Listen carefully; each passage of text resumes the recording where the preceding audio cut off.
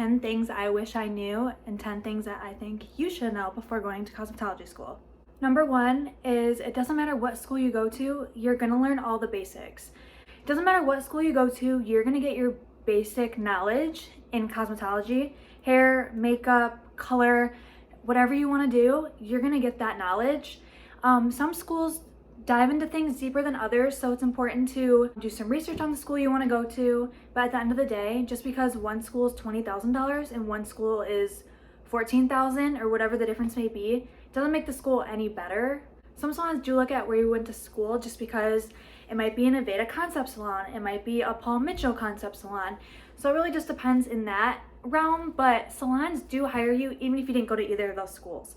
So at the end of the day, you're gonna get the basics, and it's important to kind of go look at the school, get some knowledge on what school that specific school teaches. Some schools go more into makeup, color theory, hair textures and types. Schools do offer different schedules to fit your schedule. So my school, for example, has an AM program and a PM program. I personally do the PM program just because I work during the day and it fits great for my schedule. So that's also another question to ask if they might have that option for you. Another thing that I didn't know before starting cosmetology school was how much I would spend outside of school. This might be partially just me, but you do get your kit and it has all your basics in there, and you can graduate with just that kit, and that's no problem. But a lot of girls at my school, almost everybody, buys separate clips, buys different hair tools, buys different brushes. It all depends on your personal preference, and you might love everything in your kit. Okay, cool, you don't have to buy anything else. Like, they don't require you to buy anything else. I bought myself more clips. I bought an apron, because yeah, your kit does come with an apron, but sometimes you want different ones, sometimes you want cuter ones. I've bought so many clothes for school, because at my school you do have to wear all black.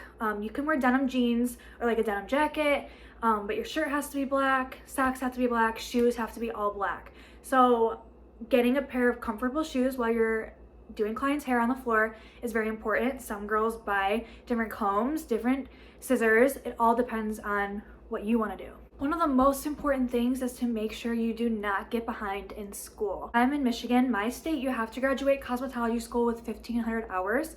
It doesn't matter. It's not from like August to June or whatever it is, like it is for like a public school, like a high school, and you can miss as many days, whatever, you still graduate. No.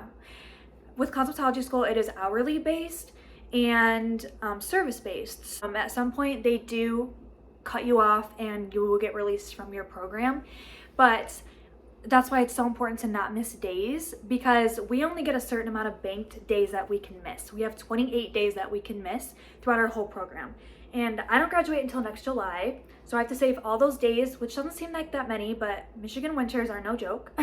Life happens, things come up, you can't go to school, which is fine. That's why you have that bank of days, and your teachers are there to help you.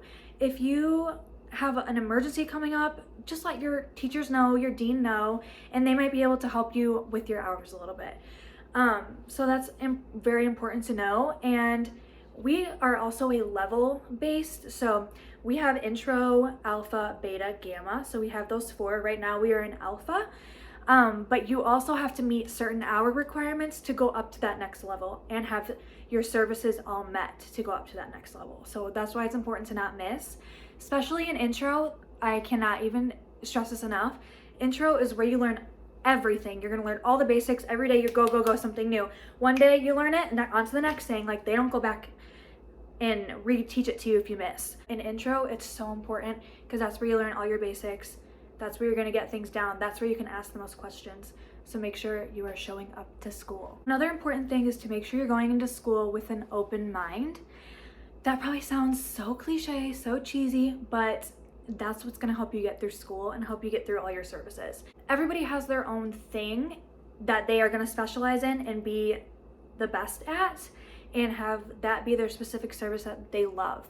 And that might not be the same as yours, and that's okay. And you do learn everything in school. So it really just depends on what you like to do the best, and that's okay. So that's why it's important to go with an open mind and know that you might not be good at everything, and that's okay. You don't have to do every service when you graduate school either, which is really cool. So just keep that in mind. A really cool thing about cosmetology school is you are meeting so many new people, and you meet new people every single day that sit in your chair. You don't know who's gonna sit in your chair. You don't know what they did during their day. So it's really cool to be able to meet new people while also learning something new. And just because you are meeting new people, that might intimidate some people. Being an extrovert is a plus. It's not a requirement. Something I didn't know, and I bet a lot of people don't know, is that you do learn science and math in cosmetology school. You learn equations for formulating. If I showed you a formula right now, you'd probably be like, what the heck? That sounds so hard. Like, maybe I'll put one on the screen right here for just like our regular formula for like a color. But we do learn how to formulate those, but your teachers are also helping you every step of the way. I've been on the floor for a month. I haven't had to formulate a single thing yet. They want you to attempt. Formulating color is obviously very important, but you'll learn how to do that as you go. And especially when you're first on the floor, it's hard to be quick and formulate quick. I have to sit down and think and look at the numbers and all that. You learn NRP, you learn levels of hair, you learn how many grams should go into this many, what ratios are for bleach and yeah, all that. So you do learn all that. You learn diseases, disorders, skincare, you do nails, you do hair, you do everything beauty, all the above. So you do learn a lot of science. Right now we're in our level 2, we're in alpha, and every week we're doing the skeletal system, the muscle system, all that nervous system, the endocrine, like you learn all that. So I'm not the best at science, but you do get through it. Something that is also going to get you far in cosmetology school and when you graduate is you have to put yourself out there. That's how you're going to build clientele. And that's how you're going to show that you're serious about your career and about your craft. It's okay to ask questions. It's okay to raise your hand. It's okay to try things and fail. Educators do notice when you are taking initiative, and at the end of the day, if you really think about it, they're the ones who are going to help you get a job. They're the ones who are going to be signing that reference letter. They're the ones who are going to get the call when a salon calls and asks, how was this person in school? And they're going to say, they did nothing. They sat on their phone any chance they got. They could have been practicing on a mannequin. They never did. They were always late, and they never had anyone come back to them. Or they can say, she did amazing. She was always taking initiative. She was cleaning when she had extra time. She was practicing on mannequins. She was practicing updos. She's progressed a lot, like we've noticed. You want the second one.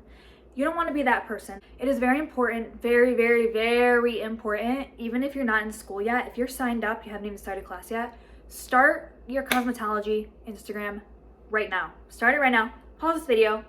Start it right now. I'll be here. Welcome back. Thank you. Interacting with salons while you're in school is going to get you on their radar.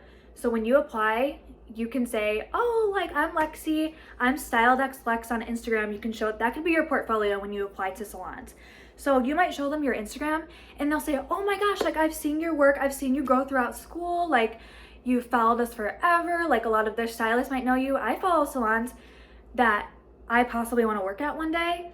And I follow a bunch of their stylists because I want to show them that I support the salon even before I even had a chance to work there. So that's so important. Stylists look at that and they remember you. It's not like stylists, like salons have hundreds and thousands of followers on Instagram. And if they do, that's fine too. Like they notice the people who are always interacting just like you do with your Instagram and your Facebook and your social medias. So start your Instagram now for hair and follow those salons. Look up on Google salons that you might fit in well with. Look at their Instagrams, look at their Facebooks, look at their websites and say, could I see myself working there? Could I see myself getting along with these girls? Even go in there and get a blowout, get a toner, get a facial, things like that. With that being said, also make sure that you're carrying yourself on social media like your boss is constantly looking at your social media.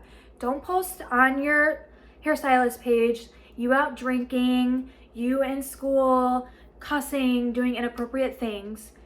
Save that for your regular Instagram or don't post it at all because they're gonna look at your hair Instagram, and if they find your personal Instagram, they're gonna look at that too because they're hiring you. You are the person they're hiring. They're hiring you for your work as well, but they're hiring you at the end of the day.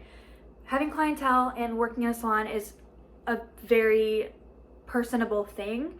So they wanna know that you fit in and that you are gonna fit their culture. Just having good hair, pictures, and posting your work regularly is not going to be enough if your whole Instagram is you doing things that is against the salon's culture that you're going to look at. So make sure your Instagram's clean, because that's going to be your portfolio. Make sure it's updated, make sure it's appropriate. Put your other Instagram on private while you're going to salons to interview. Like, that's totally fine. Next tip I have is, I actually saw somewhere someone say, your hair is your walking business card. So if you go somewhere and your hair is done, it looks pretty, it looks nice, it looks fresh, like, and someone says, oh my gosh, like, your hair's so pretty, who do you go to? You can say, oh girl, me, come see me, I will do your hair just like this. Even if you didn't do your hair, girl, hand a business card. I always have business cards on you. I always have business cards in my wallet. I have them on my fridge here. I have them in my cart at school. I just write my Instagram on there. So it's easy for them to see it. I write it in pink pen, pink and purple pen. Even when you're not at the salon and you have found your home salon, carry your business cards with you, because you never know where you'll be, where you can tap one up on a board. Final thing that I was so nervous about was getting on the floor at school and finally taking clients. You get so comfortable in intro, and then you get on the floor and Cynthia sits in your chair as your first person and she says, I want 4 inches off and I want face framing. Well, girl, little do you know I've never done face framing in my whole entire life. Ask your teachers. You have to ask your teachers. Don't guess. Don't formulate by yourself and just do it. Don't cut if you're second guessing. Grab your teacher any chance you can, because they will answer your questions. And if they get sassy about it, which personally mine haven't, but I also know I need to ask these questions, so I don't care if they do. But it's so important, you have to ask. They also have to sign a waiver. I'm not sure if every school is like this. I believe they are, just because we're not licensed. Clients do have to sign a waiver saying that we are not liable if anything happens to their hair, if anything happens to their scalp, if they get bleach burn, things like that, which obviously, like, you don't want that to happen, but it does happen, and that's okay. We're learning. We are learning. And at the end of the day, remind yourself of that. You are learning. Even when you are licensed, you're always learning. You always need to be taking classes, keeping up on the latest trends, asking questions in the salon, asking your managers questions, asking your teachers questions, watching videos, signing up for seminars, things like that. You always need to be learning. I hope you guys enjoyed this video. Hopefully I will start making them more frequently for you guys. If you have any questions, leave them down below and I can answer them. If you have any video suggestions, leave them below. Follow me on my social medias, styledxlex. I can put it right up here. And I can't wait to see you in the next one. Bye guys.